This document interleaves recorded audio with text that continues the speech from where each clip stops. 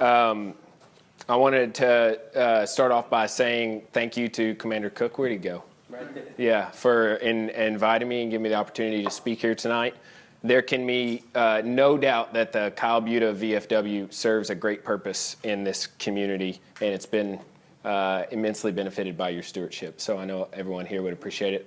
I also want to say thank you to my family. I have some older cousins here who came in just to hear me talk, and they're full of Salt Lick, and they're happy and they're smiling. I appreciate it. One of them is going to get quoted in this, and so I hope he doesn't remember better than me, because I may have edited him just a little bit. So I would also like to say that organizations like the VFW, they truly represent the best in our community. Where else can you find a group of people who have served and been willing to risk their lives day in and day out, and then after all of that extraordinary service, give back to the community? It's an incredible thing. That's what the VFW is all about, and I'm humbled by what you guys have done and what you're doing. My name is Travis Mitchell, and the reason I'm here is because in the fall of 2014, it dawned on me that my life and the life of my grandmother were crossing paths in kind of a rare way. As I turned 30, she was turning 93.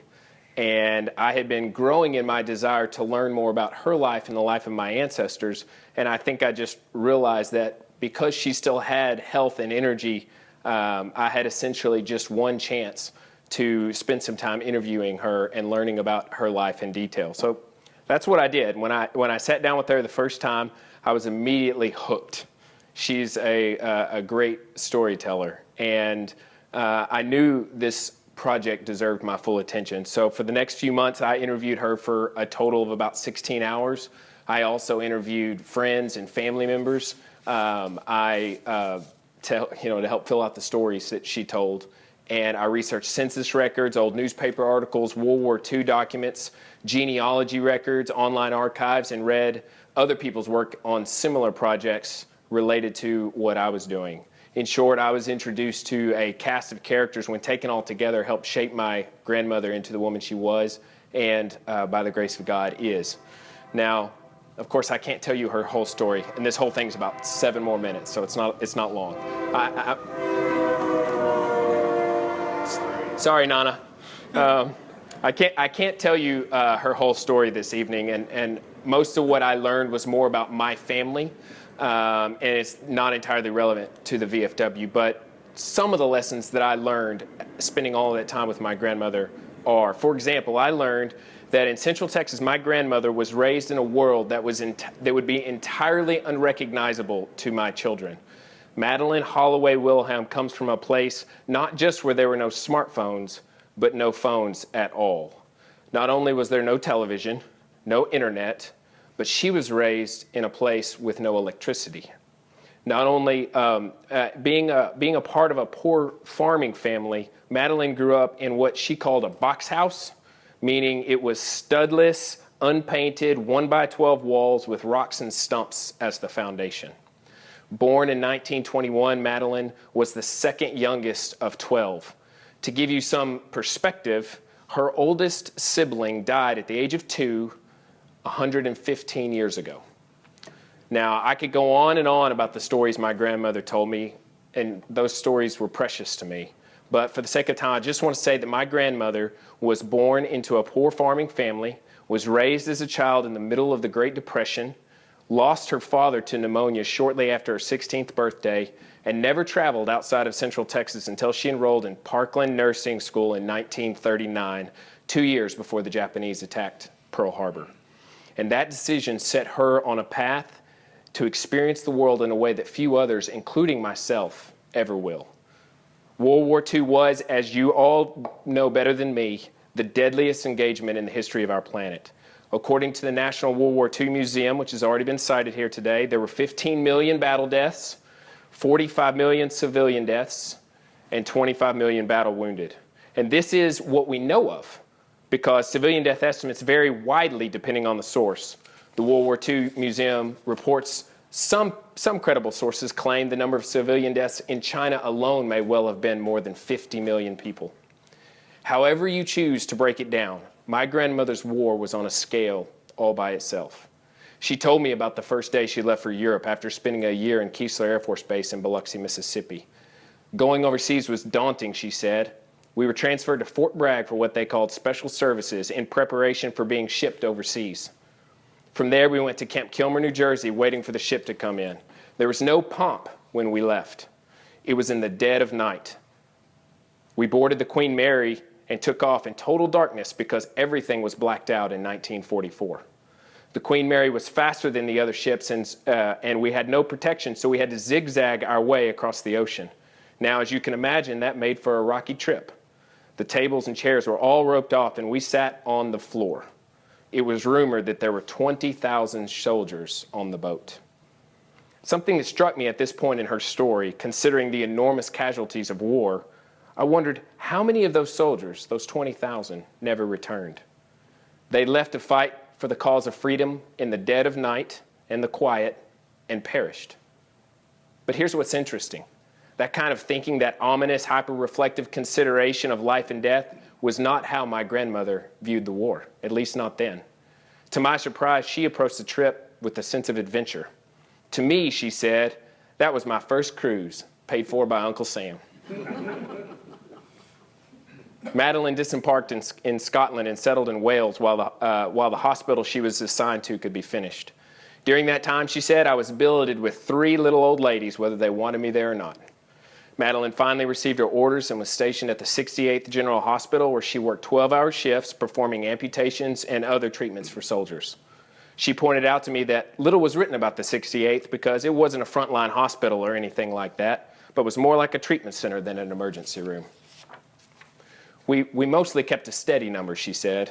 The wards were always full during the war. At night, we had to take flashlights that were blacked out from ward to ward.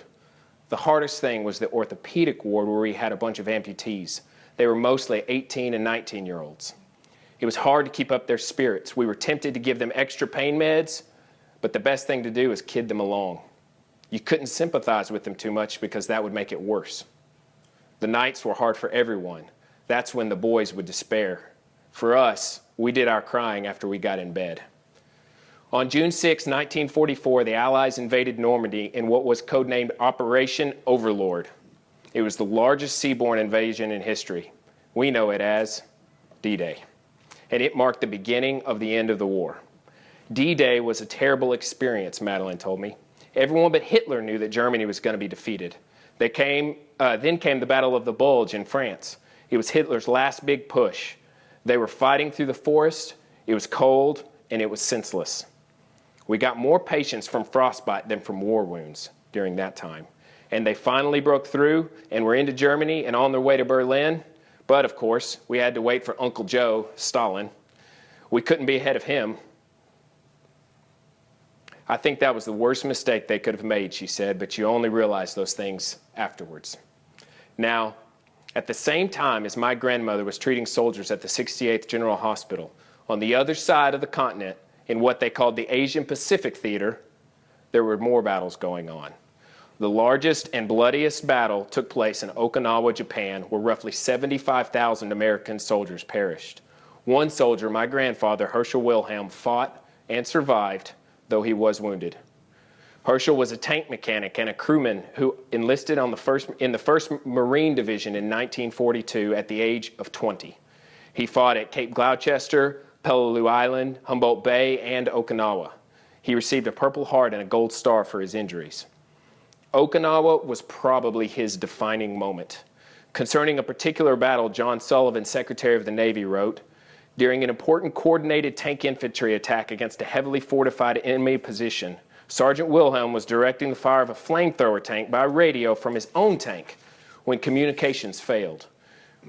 Instantly realizing that advancing friendly troops were greatly imperiled by uncontrolled fire from his tank, he courageously dismounted from his vehicle, ran forward, and climbed upon the rear of the turret of another flamethrower tank. Although completely exposed to heavy hostile fire, he boldly remained in his position and continued to adjust fire on the Japanese stronghold until it was destroyed." My grandfather earned a Silver Star that day. I would give anything to ask him about his experience. I would want to know what it felt like to be halfway around the world with tens of thousands of soldiers dying all around him, standing on the back of a tank directing flamethrowers against the Japanese. But he died in 1976, 8 years before I was born, so I never got the chance to ask him. Honestly, I'm not sure he would tell me anyway. The thing you have to understand about most World War II veterans is they came back from the bloodiest war in history before we ever uttered the words post-traumatic stress disorder. Many of those who survived coped by compartmentalizing their experiences and rarely, if ever, discussed it. The only story I heard growing up about Herschel's service in World War II was the Silver Star letter I read to you. I never got to hear the real story. Of course, I asked Madeline about it, but she was little help. During our interview, she simply said that she served and he served and that they rarely discussed the war. Perhaps that's what drew my grandparents together. They didn't have to talk about it. They had both served, both seen the ugliest side of things, and so they understood. During my time interviewing friends and family, I did hear one other story about Herschel. My cousin, Robert Powell, who coincidentally is here this evening celebrating his 83rd birthday and full of Salt Lick, recalled the story of how Herschel received his Purple Heart. I remember one time Herschel told me about when he was wounded by shrapnel. Mr. Powell said. He laid right next to a Japanese camp for 2 days without moving. He knew if he moved, they would run a bayonet through him. They thought he was dead. He said his lips swelled and burst open in the heat. He was a hero. And again, I think, what kind of war was this that my grandparents fought? I spent my early 20s in college, learning about the world through textbooks and study groups. I walked to class every day in complete security with no fear of impending death or persecution. The worst injury I sustained was a sprained ankle playing football with my friends. True story. My grandparents' generation stormed Normandy on U-boats while machine guns sprayed at them through the air. They suffered loss of limb and loss of life. They saved the world from the Nazis. And they never boasted about it. In fact, I asked my grandmother towards the very end of our talks what she thought was the biggest takeaway from the war. Her response was terse, but I think typified the sentiment of her generation. The war was necessary, she said. If you got bombed out, you're gonna retaliate. And that was it. Short, sweet, and right to the heart of it. After the war, my grandparents settled in Jonesboro, Texas. Madeline became a local nurse for a time, and Herschel farmed and became something of an entrepreneur by acquiring farming equipment and renting it out to his neighbors. They had 4 children, 7 grandchildren, and as of today, 18 great-grandchildren and growing. 16 million Americans served in World War II. Today, only 4% remain alive. I want to say thank you to my grandmother, Madeline, and my late grandfather, Herschel, and to all the other veterans who served in World War II. You left behind a legacy that is hard to quantify in words. Perhaps the best way I can say it is as follows. When they say yours was the greatest generation, there is no doubt in my mind that it's true. Thank you.